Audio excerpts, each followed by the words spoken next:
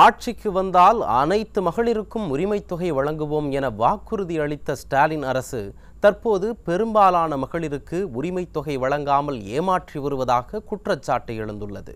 மகளிர் உரிமைத் தொகை திட்டம் குறித்த உண்மை நிலை தொடர்பாக சிவகங்கை மற்றும் அரியலூர் மாவட்ட பெண்கள் அளித்த பேட்டியை தற்போது பார்க்கலாம்.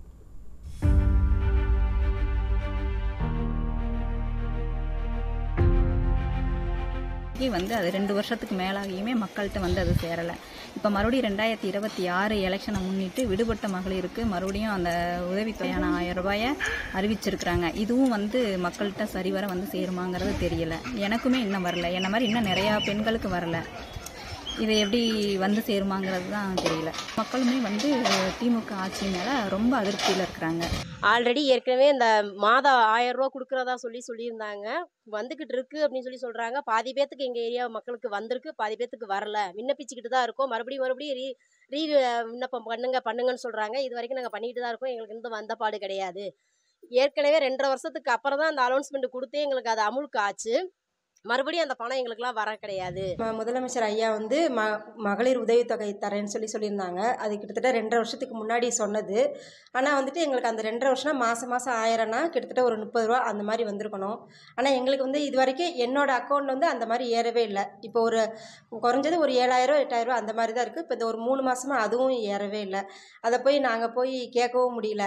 அதே மாதிரி நிறையா திட்டங்கள் மகளிர்களுக்கு கொடுத்துருக்கேன்னு சொல்கிறாங்க. ஆனால் அது எங்களால் சரியாக எங்களால் பயன்படுத்த முடியல.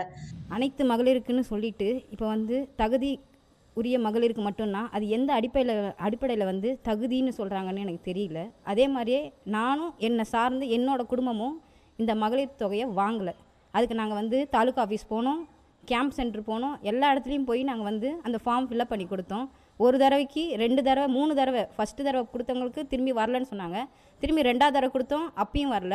3ஆவதாக போன இதில் போன வருஷம் சொன்னாங்க, அப்பயும் நாங்கள் கொடுத்தோம். அதுக்கு எந்த மாதிரி ஒரு இதுவுமே இல்லை. இது வெறும் கண் துடைப்பாக தான் நான் பார்க்குறேன். பெறுவதில் பிரச்சனை நிறையாவே இருக்குது. ஏன்னா அனைத்து மகளிருக்குன்னு சொன்னாங்க, ஆனால் அனைத்து மகளிருக்கும் உரிமை தொகை வரல. அது எப்படி சொல்கிறது, அது யாருக்குமே கிடைக்காம நிறையா பேர் நிறையா குடும்பங்கள் அனைத்து மகளிருக்கு எல்லாருக்கும் உண்டு நினச்சி நம்பி ஏமாந்துட்டாங்க. ஆனால் நிறையா பேருக்கு உரிமை தொகை கிடைக்கல.